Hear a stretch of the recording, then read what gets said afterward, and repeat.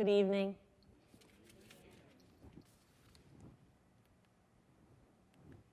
Okay. So in reflecting on his alma mater, Kenyon College, and what it meant to him, P.F. Klug said, "A college of memory and dream, a college that is a confluence of people and of place, of character and fate, architecture and landscape, college as a place where history matters and people remember, an island in space and time." He said, "Every time I come back here, I'm more convinced of a truth I used to doubt when I was younger, the idea of a small college in a small place, a college community, a place where you're all in it together, an island. It comes back to me in memories, a past that lives, a connection here in this small place between then and now, yesterday, today, and tomorrow, all coming together on this island. Memory holding on to love." So it's good to be back at Loyola, one of my great loves.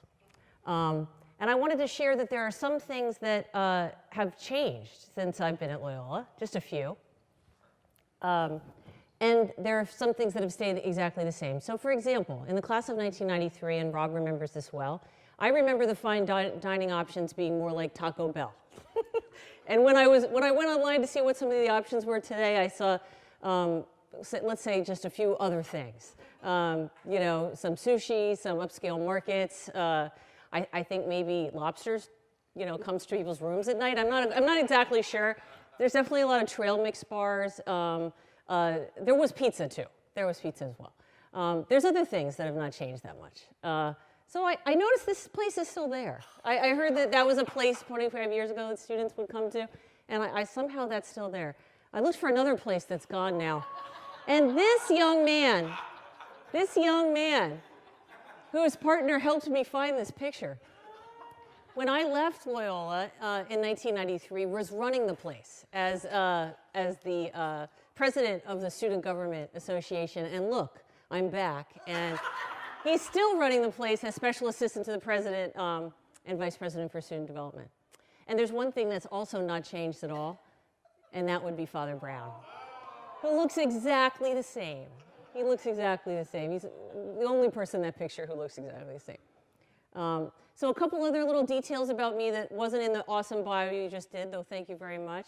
I'm the oldest daughter of Mary and Rick O'Meara, who sent not one, not two, not three, well, actually 3 colleges to Loyola, and sent the 4th one to St. Joe's, where he met his beautiful, beautiful wife. So the Jesuits have been very good to our family. We have a lot to be grateful for.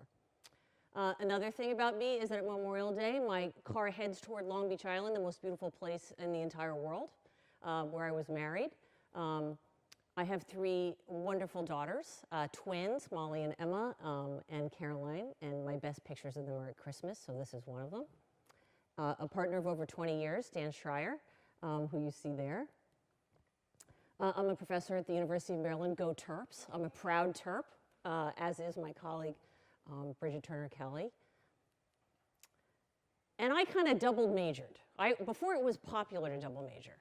Nowadays, as my 2 daughters just started college, every college we went to, somebody would say, oh, I'm double majoring in math and you know, musicology with a minor in blah, blah, blah, blah. And I'd be like, whoa, I just remember we all had one major. But in any event, I kind of double majored in English, which I loved, and in the Center for Values and Service. I really did. I was very involved in the center, and that's actually a picture of us, I think, on orientation, me and some of my students from our colleagues. And I took classes with wonderful people and had great mentors here. I don't think Dr. Abramitis is here, but one of our favorite classes that started a lifelong obsession was a class on Lewis and Tolkien. Which actually anybody in my family who took that class became addicted as well. And I mean, I'm really addicted to Lord of the Rings. You saw The Hobbit in the title for today. Are there any other Lord of the Rings aficionados? Okay, so what you have to do is you have to count how many times I reference Lord of the Rings, overtly or inadvertently, and that'll keep you engaged. That's the back of my phone of Middle Earth, and one of my graduate students got me a glass that says, "Not all who wander are lost." I have a lot of Lord of the Rings paraphernalia. That's Aragon, in case you were wondering. Yeah, so it was that class that really started this sort of obsession with that. And I like to think of myself as having a few things in common with the hobbits. So for example, I'm short, like a hobbit. I'm 5'4". They were obviously very short. They liked to eat. They like drink. They like salt, very much so. So we have that in common. There's just a few examples. They like to dance. And when I went back to look at my Loyola pictures from 89 to 93, before smartphones, right? So when people were taking Polaroids, every single picture is one of me and my roommates at a dance. Like I could have brought out, of the pictures I have, and anybody here who was there, I bet you if you go back, they're like the nights you dressed up to go to one of, I think like Loyola 100, 250 days of dancing. So the Hobbits and I have that in common. One of the things I really loved about the stories, though, of The Hobbit and The Lord of the Rings is that they find ways, they're not naturally brave, but when pushed into certain circumstances, they can find a way to be brave. That's one of the things that I aspire to. And that they love to be around growing things. They love, that's one of the big things that the Hobbits talk about.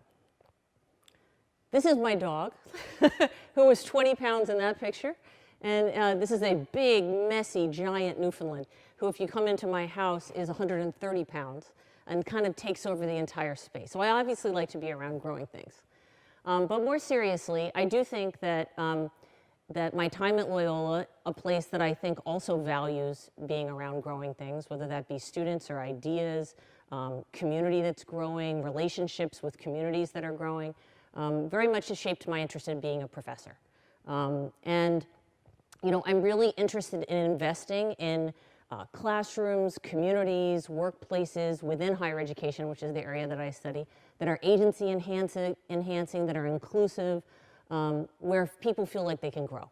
And that very much, that experience here at Loyola very much shaped my desire to be a professor and to work in higher education.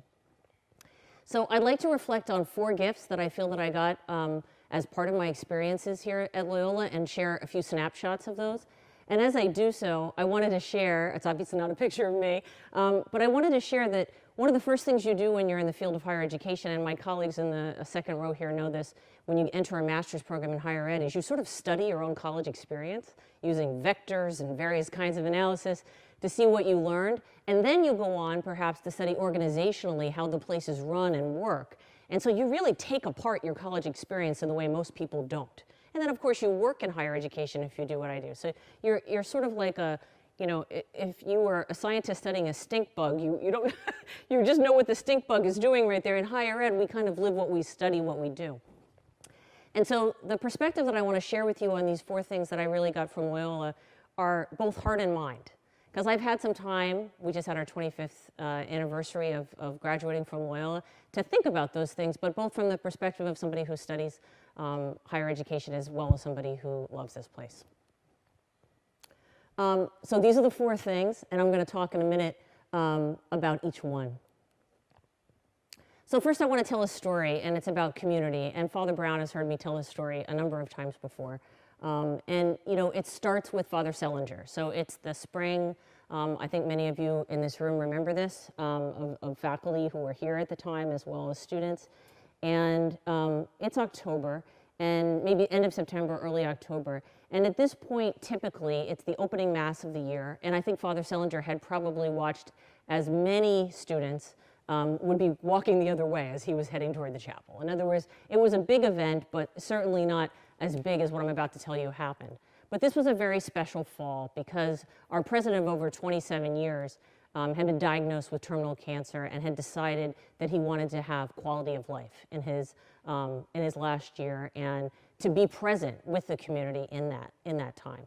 So what was amazing on this fall day was from everywhere on campus, you saw people rushing to the chapel, the beautiful chapel in the center of campus.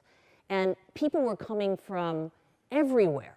And the reason that they were coming from everywhere, I mean, off campus and parking they were out in the main foyer area to stand there. They couldn't even fit inside the chapel. There were so many people there. I think at some point some person tried to put like a microphone to hear, but people just decided to stand there. And then at the end, when Father Selinger heard everyone, he stood to do the final blessing, there was this thunderous applause, and it came from practically the entire campus. And what was amazing was we really got to see what Parker Palmer talks about as the grace of great things, right? We saw people showing up to say something to somebody who meant a lot to them, who had really contributed to this community, to say thank you, to show this kind of love for him. And it was, as I said, it was a moment that really showed you, you felt such inclusion, such absolute tie in the way that this was bringing out everybody's best selves, right, in this community. But we know that not everybody in higher education, just like in organizations and in society, always feels this way. Both in I'm sure at Loyola, as well at the University of Maryland where I am, and all around the world. We have a lot of isms in our society.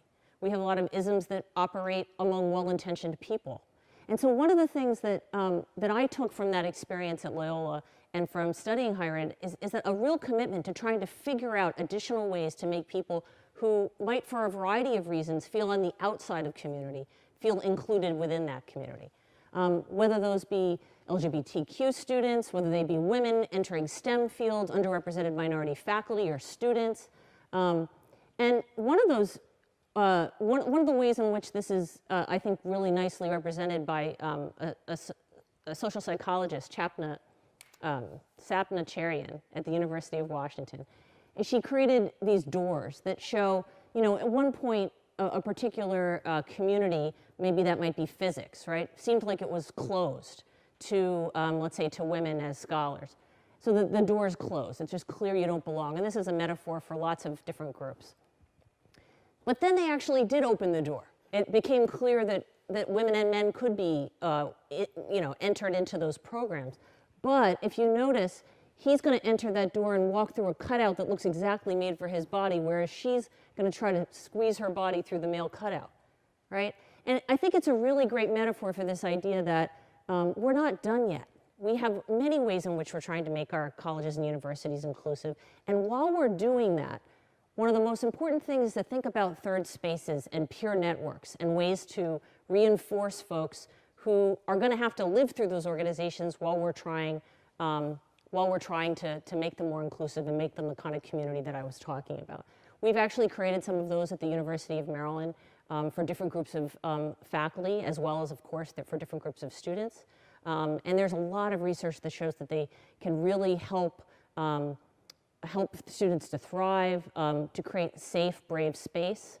And it's something that I'm really committed to contributing as a scholar and as a change agent at the University of Maryland. All right, little test. What do these people all have in common? Come on, my English professors. English majors. They're all English majors, right? So I mentioned to you that I was an English major, and one of the second, if community is the first gift, the second gift I wanted to talk about was this idea of choice and stepping up and making decisions. And I had the privilege of taking a couple courses with Dr. Shai, and I have this great memory of coming into one of those classes. I think we were talking about Milton that day. And he walked straight into the classroom with his booming voice, and he said, "Sex and death, that's all there is. And that's what we're talking about today." He knew, the man knew how to, like, get your attention. Everybody was just like, oh, what did he say? And suddenly we were pulled into Milton, right? But more seriously, there's a really beautiful story, and I remember a discussion in one of our classrooms about it.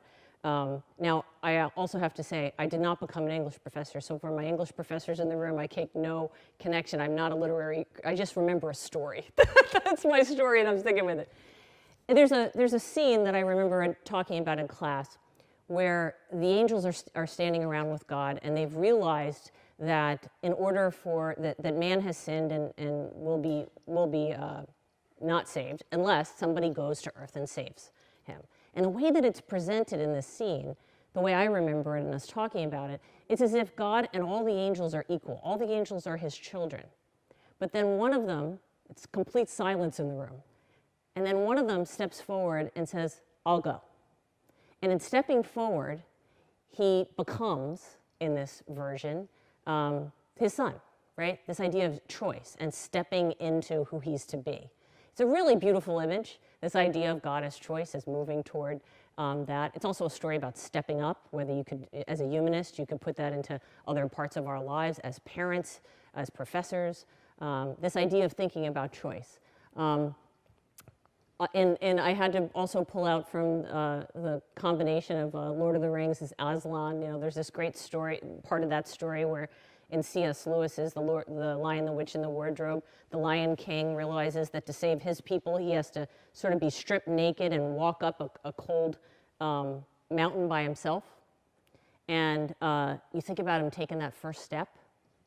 And sometimes you might wake up on a morning and think about the world that we're in right now, or how you don't want to do this or you don't want to do that. And again, these stories just provide this kind of context, this idea about how important stepping up is. And you have those same stories, President, again, another Lord of the Rings reference.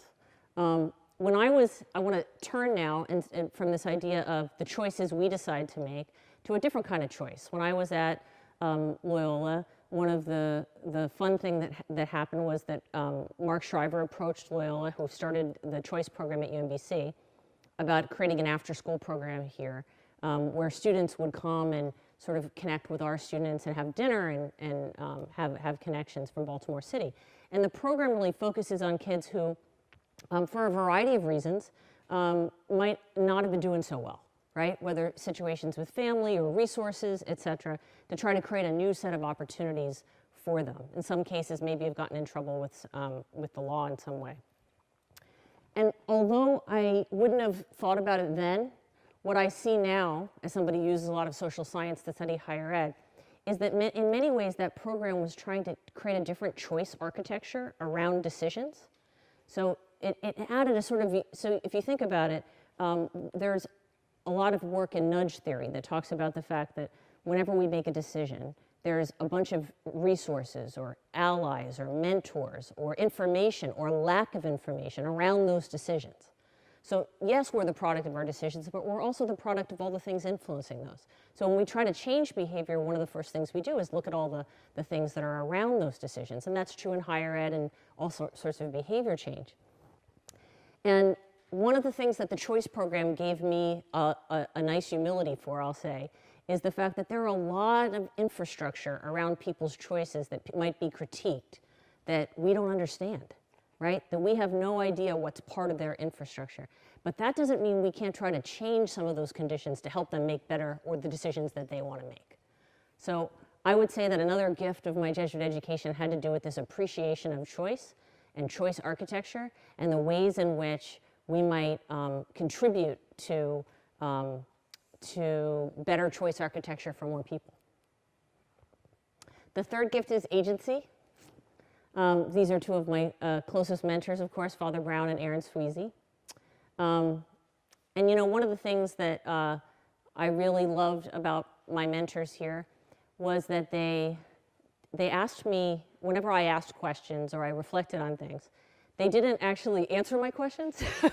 They just asked me more questions, which is a Jesuit tactic, for sure, and pushed me to ask more questions. And I have this very strong memory of being in Mexico with Father Brown and a whole crew, and we were working in Tijuana, and then we were visiting this orphanage.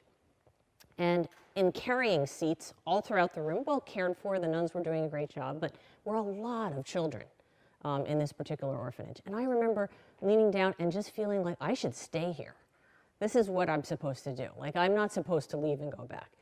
And I got to give it to Father Brown because instead of being very nervous, he actually brought probably 30 kids and was supposed to bring them home as opposed to let a few just decide to stay.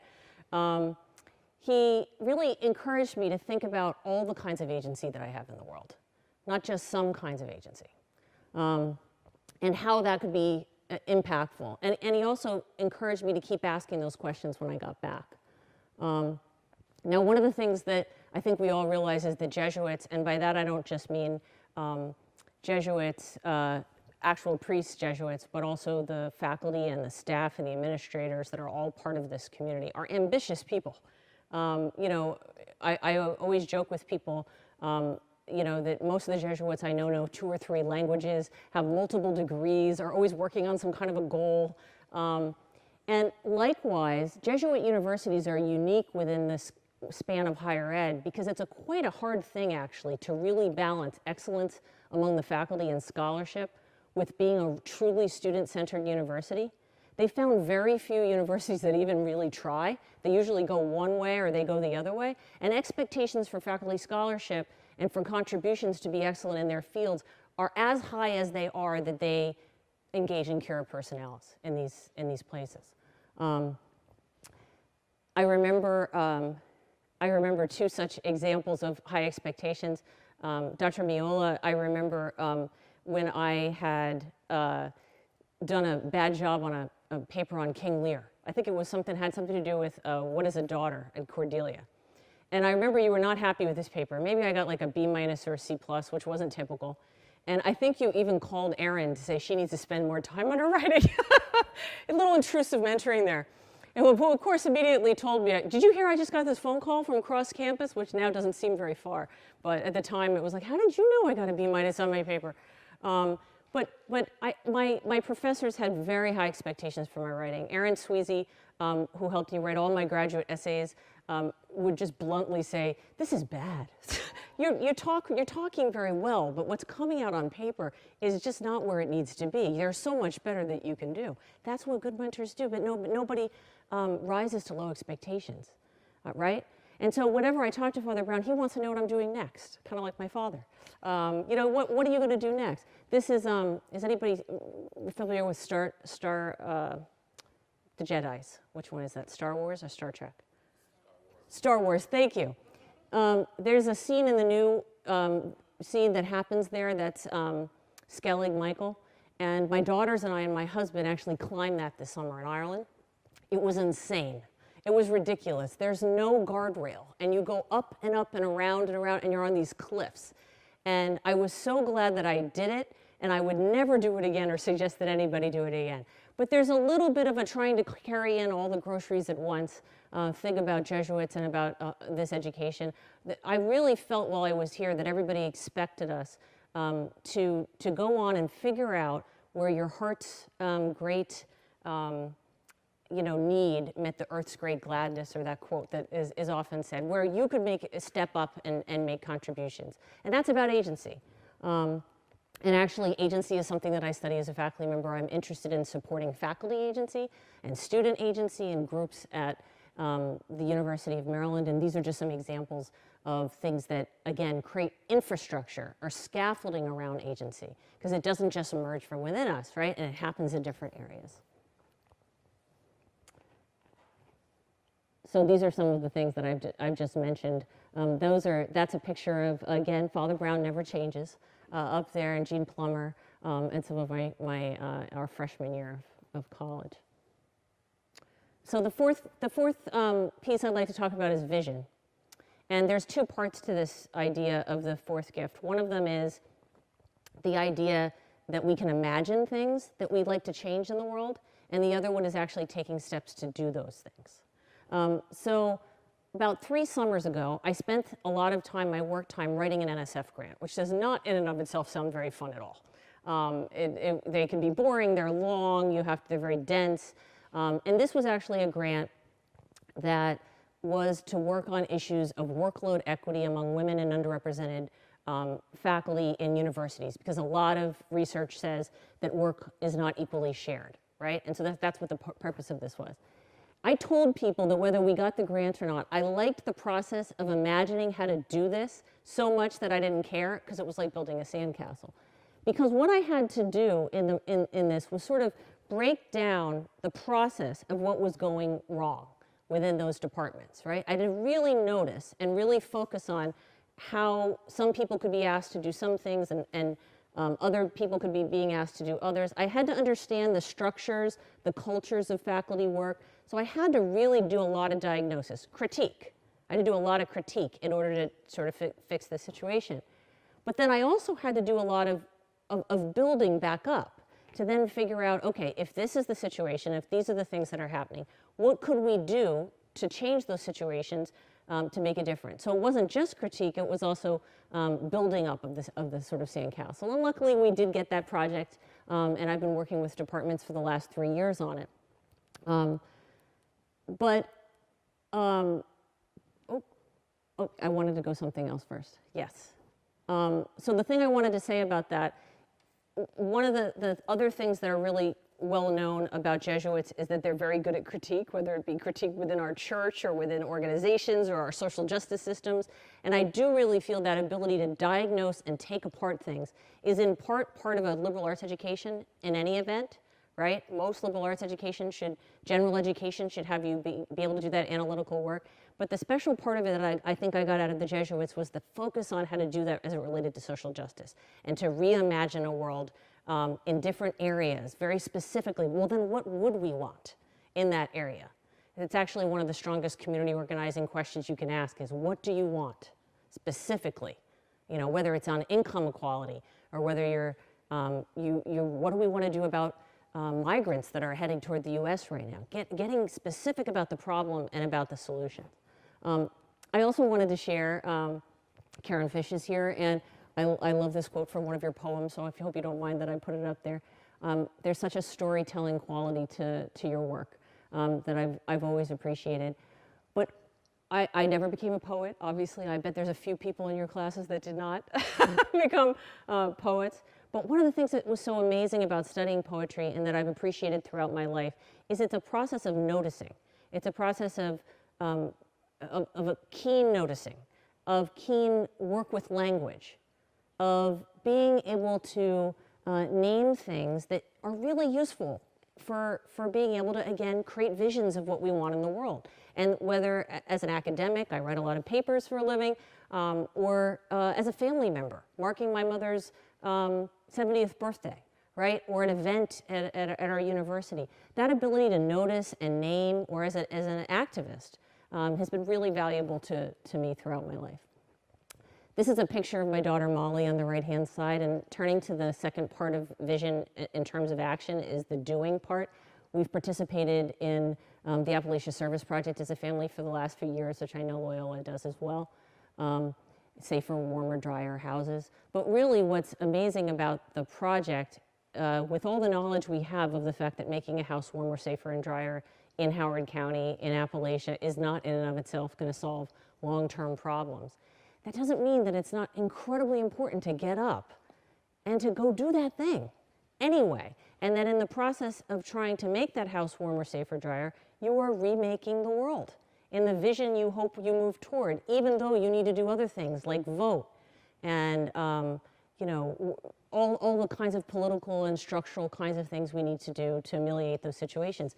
There's something very powerful about working your vision, right? And that's another gift that I definitely felt like we got. It has allowed us, Dan and I, to pass on what I believe Father Brown means when he says to people when they leave here, go forth and hold on to what is good. It allows us to live that. All right, I'm working down to the conclusion now. We're almost done, I promise. So this is, again, a Lord of the Rings reference as Frodo walks out the door and he says, lots of things are going to happen to you. And my own two daughters just left for college. It was very hard on me. It was great for them. And this is them on Wacky Tacky Day in high school. And as I was reflecting on coming back here 25 years ago, I was thinking about all the things that are ahead of them by the time they graduate that will be ahead of them even after college. Because, you know, if you think about it, when we graduated, there was no Harry Potter. There was no Harry Potter in the world. There were no iPhones. There were no iPhones. We didn't all do everything by iPhones.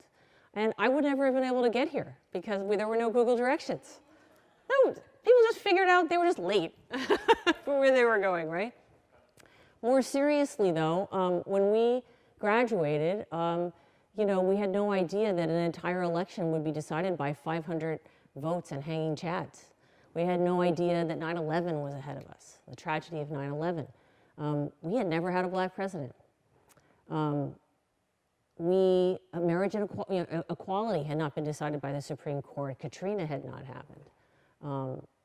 The Women's March had not happened, right? The response. All of these things happened since we graduated. And so, you know, I was thinking about how I wanted to write this, and and a sort of an English assignment, I guess, or as an assignment for today. And you know, as I get older, I'm so much more aware of what I don't know, and that there is only one way to do anything, right? That I definitely didn't want to write it as a, here's what I learned, and to any students that would be here, and therefore that's what you should do too. Because who knows what's ahead, right? I think that another part of a gift of our education is humility about that stuff. I did, however, want to write it as a love letter to my alma mater, because this is a place that is very important to me. And I have to say that despite all those things that were ahead, I felt commissioned when I left here. I felt blessed. I still feel blessed, but I felt commissioned to go out and find a way to step up and be brave, to find a place where I could be valuable in the world, where I could be a mentor, like the people who were mentors to me, and inspire ideas. Those were some of the things that I felt when I left. And so to have a college like this, I would say to any students who are here or alum, is not a small thing. In fact,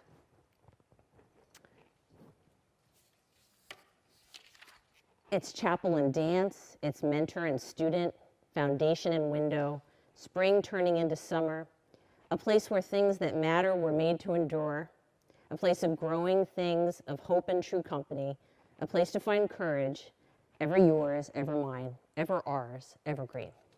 Thank you.